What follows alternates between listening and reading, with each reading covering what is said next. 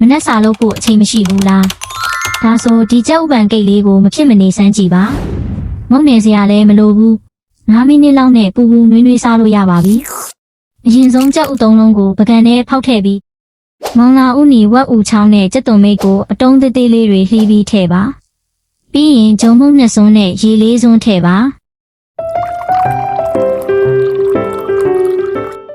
စားနည်းနည်းနဲ့အရသာမှုန်လေးထည့်ပြီးမုံနှစ်ကျဲကျဲလေးဖြစ်အောင်မှွေပေးပါအခုကအရေးကြီးပါတယ်ဒဲအိုးကိုမီးမဖွင့်ခင်မုံနှစ်ကိုလောင်းထည့်ပြီးအပြားညီညီလေးဖြန့်ပေးပါအပေါ်ကနှမ်းနှက်လေးဖြူပြီးမီးအေးအေးနဲ့ဖြည်းဖြည်းကြော်ပါအောက်ခြေကျက်လာပြီဆိုရင်တစ်ဖက်လန်ပါနှစ်ဖက်လုံးရွှေဝါရောင်တန်းလာရင်ရပါပြီအပြင်ဘက်ကနည်းနည်းကျုပ်ပြီးအတွင်းဘက်ကနူးညံ့နေမှာပါအချိန်နည်းနည်းနဲ့အရသာရှိတဲ့မနှက်စာရခြင်းဒီနည်းလေးကိုတင်ထားပြီးစမ်းလုပ်ကြည့်ပါဟင်းချက်နည်းတွေဝေမျှပေးမှာဖြစ်လို့ channel ကို follow လေးလုပ်ထားပေးပါနော်